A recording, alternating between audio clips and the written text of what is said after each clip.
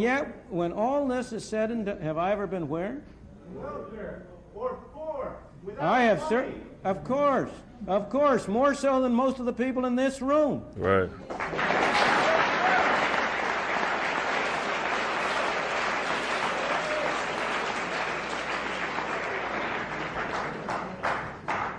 How many of you have worked a 12-hour day and gotten paid 78 cents?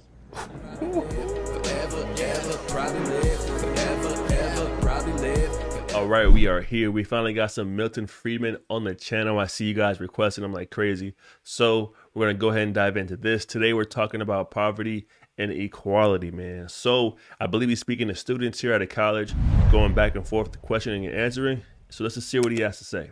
Come on. In prefacing my question, I'd like to refer to what President Kennedy said, that if a free society cannot help the many who are poor, it cannot save the few who are rich. And to say that, well, we are a government of the people, and when there is a large sector of the people who are hurting, perhaps it is the responsibility of this government of the people to help out. Well, my question is regarding how free are the poor, how free are the unemployed, and how free are those people who are disadvantaged? Right. And so in reference to that, right, what is government's role? First of all, the government doesn't have any responsibility. People have responsibility. This building doesn't have responsibility. You and I have responsibility. People have responsibility. Secondly, the question is, how can we as people exercise our responsibility toward our fellow man most effectively? That's the problem. So far as poverty is concerned, there has never in history been a more effective machine for eliminating poverty than the free enterprise system and the free market. The period in...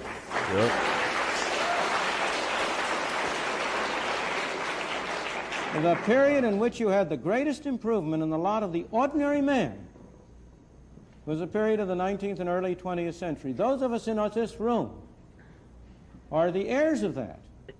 We benefited from the way in which our parents and our grandparents were able to come here. And by virtue of the freedom that was offered to them, were able to make a better life for themselves and them and us. But next, if you look at the real problems of poverty and denial of freedom to people in this country, almost every single one of them is a result of government action, and would be eliminated if you eliminated the bad government failures. Let me be precise and specific.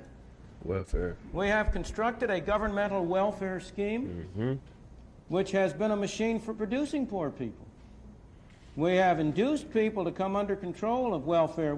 I'm not blaming the people, don't misunderstand me. It's our fault for constructing so perverse and so ill-shaped a monster as the whole set of welfare programs we have, under which we encourage people, families to break up. We encourage people to move from one part of the country and come to another, under which we have, in effect, made many people poor. Right. And yet, when all this is said and done, have I ever been where?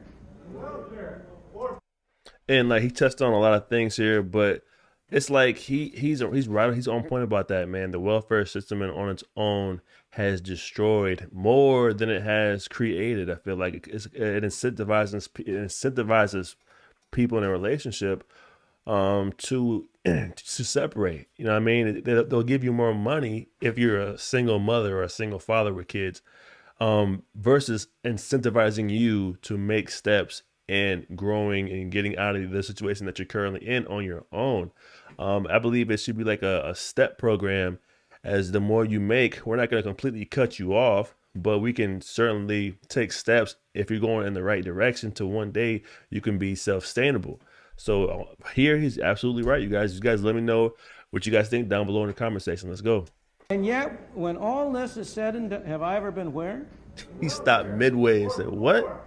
I have certainly, of course, more so than most of the people in this room. So the question there was, have you ever been on welfare or poor, you guys? I'm not sure if you guys heard that in the back. Let's go. And yet, when all this is said and done, have I ever been where? Welfare or poor. I have certainly, of course, more so than most of the people in this room. Right.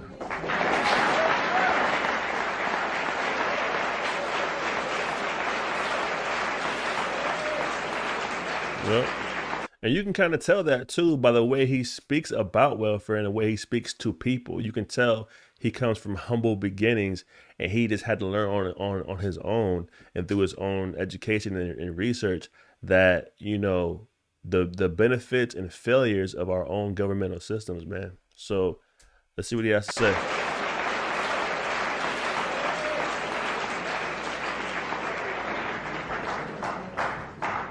How many of you have worked a 12-hour day and gotten paid 78 cents?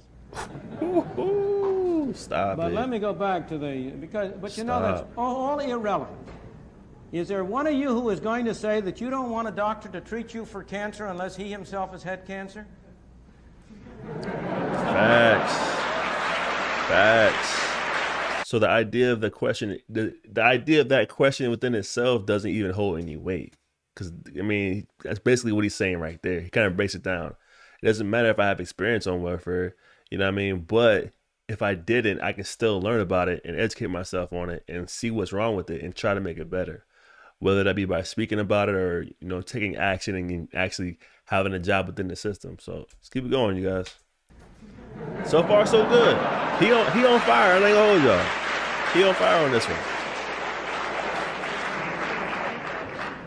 I could go down the line.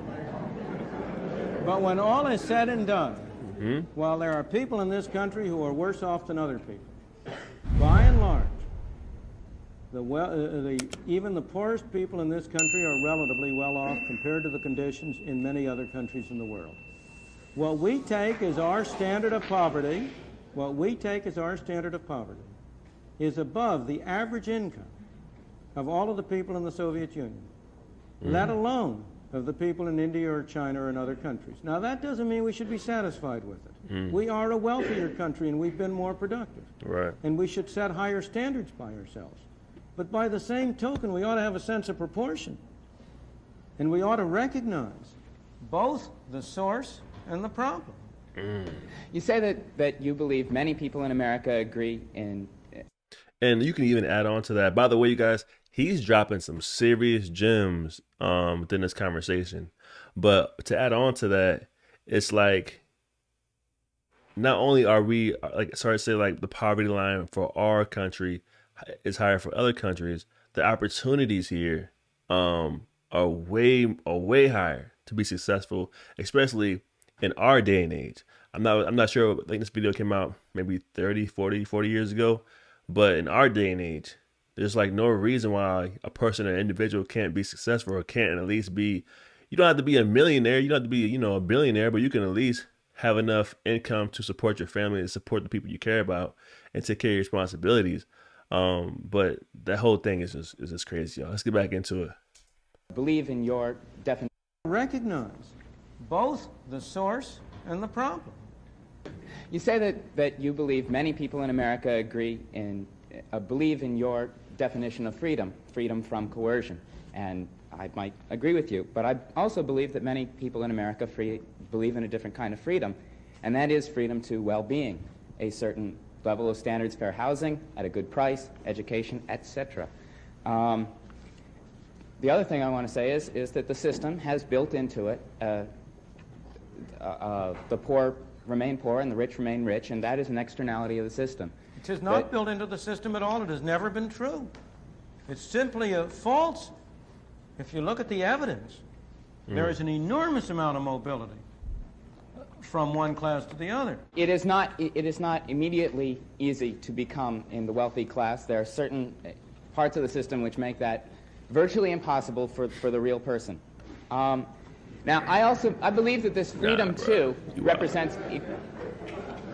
And it becomes a question of how hard you're willing to work to get to that level of success that you're talking about. What are you willing to sacrifice in your personal life? Are you willing to sacrifice spending time with your kids? Are you willing to sacrifice spending time with your wife, your girlfriend? Are you willing to sacrifice a family, maybe even not having kids at all? What are you willing to sacrifice to go after your dreams and go after the goals that you have set for yourself? You know what I mean? That's to me is a more impactful way of thinking about that. But in reality, for us, I mean, it's as fair as it's gonna get. Are there areas we should work on? Absolutely. But right now, it's as fair as it's gonna get. The opportunity is there, man. Let's go. Now, I believe that this freedom too represents the belief in equality. as opposed to liberty. And I wonder, is it possible to build a system based on this equality, which I believe that many people agree in, and would not be willing to sacrifice to the liberty of freedom from? Well, I'm not going to be able to give a full answer to your question. Right, that was a very, very complex question. Yeah. So you're going to have to pardon me if I am a little dogmatic. But I only want to suggest that the statements I'm making are not without some thought and reason behind them. In my opinion, a society that aims for equality before liberty will end up with neither equality nor liberty.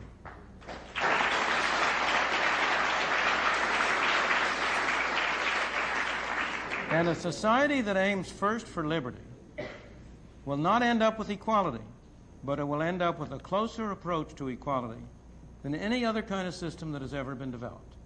Now, that conclusion is based both on evidence from history, across history, and also, I believe, on reasoning which, if you try to follow through the implications of aiming first at equality, will become clear to you.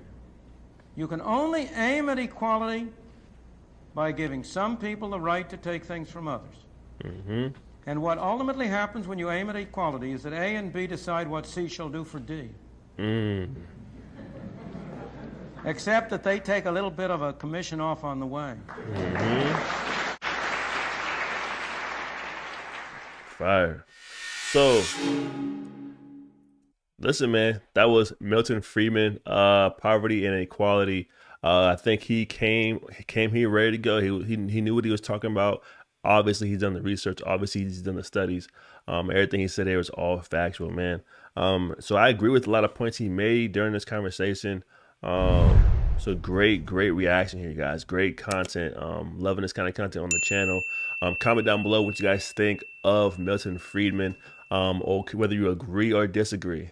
Let me know down below in the comment section, and make sure you guys hit that like button. And listen, man, let's go ahead and get up out of here. Until next time, y'all be safe out there. Peace.